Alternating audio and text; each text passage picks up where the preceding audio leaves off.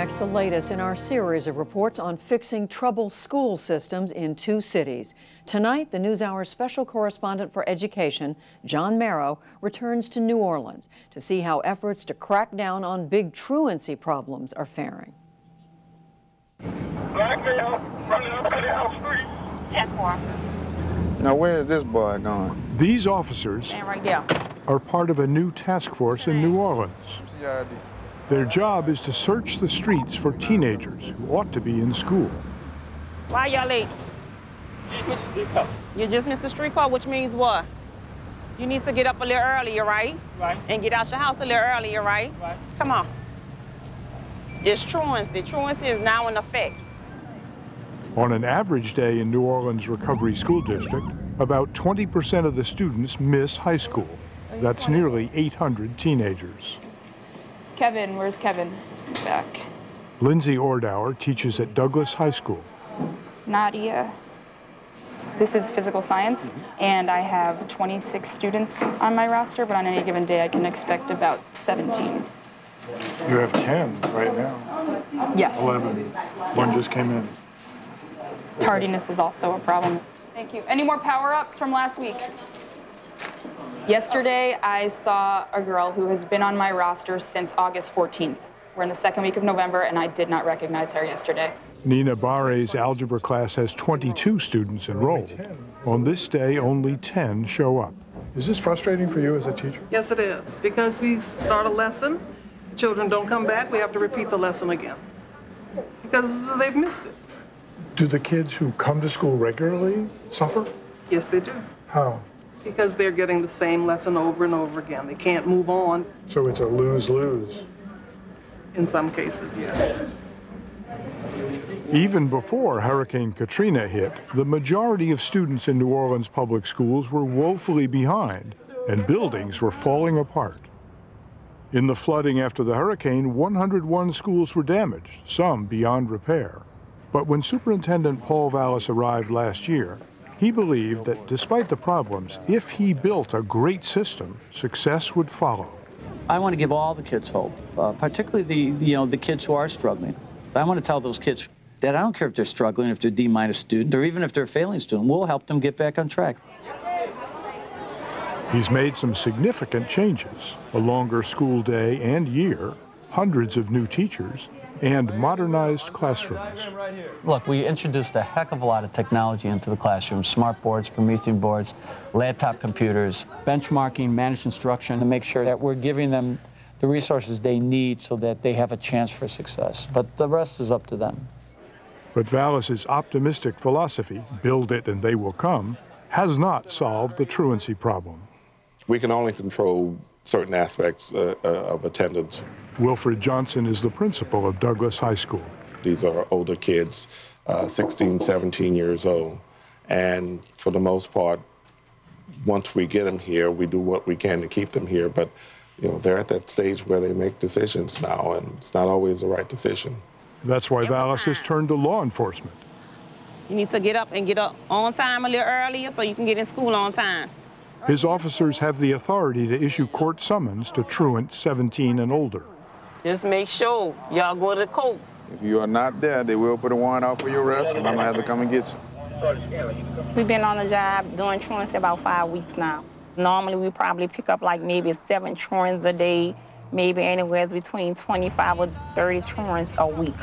Get to school on time. Most of the kids we pick up, if they tell us we're not going to see them anymore, we don't see them anymore. So I think apprehending them plays an important role so they can understand these people are not playing with us. We need to get out of here and get into school. Truants under the age of 17 are rounded up and brought here, where they're put on file and given counseling. It's also an opportunity to discover why kids are skipping school. Being trained social workers, we sort of pick up some things, of what's going on with that student. Yolande Johnson runs the Truancy Center. Where? You've been doing something. Your eyes telling it all. She suspected that this teenager was using drugs. But I know you've been doing something. You're gonna mess your life up. You've been doing something, right? I say yes or no. Yes. Okay. You need to go take care of that.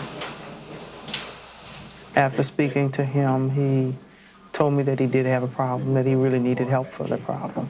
the substance abuse. He wanted the help. He wants to finish school.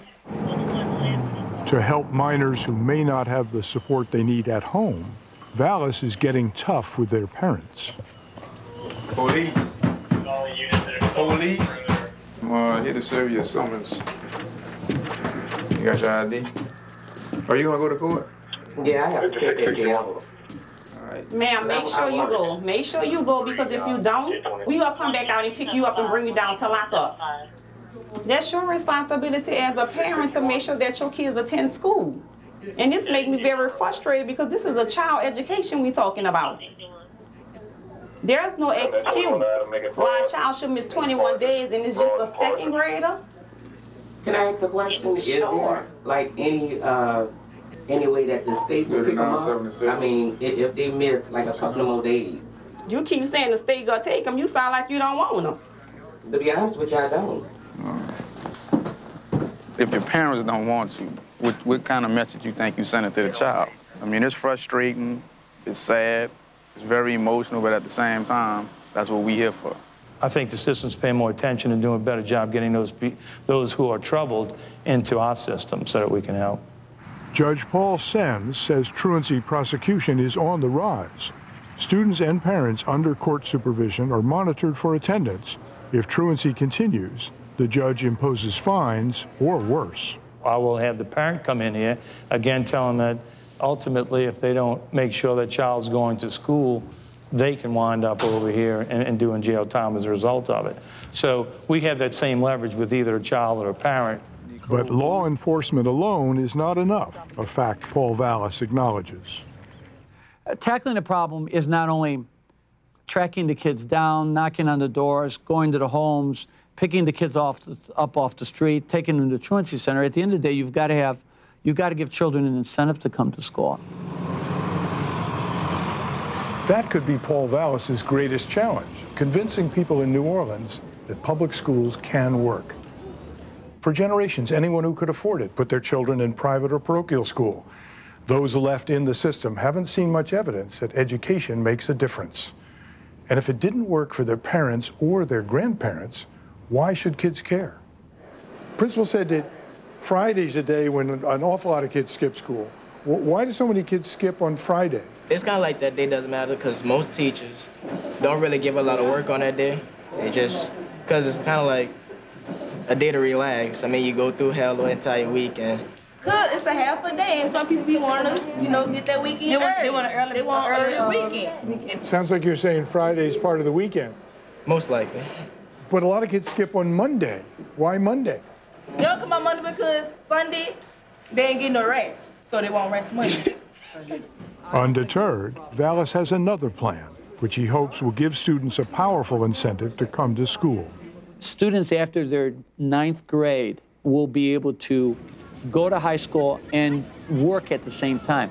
I think that might change the culture. It may change the dynamic. It might change their attitudes. It might give them a reason, an incentive to come to school and to stay in school. And to come on Monday and Friday. Yeah, and through Friday. For truants who aren't drawn to work-study and aren't fazed by the law, Vallas plans to transfer them to smaller, specialized schools. He's got his work cut out for him.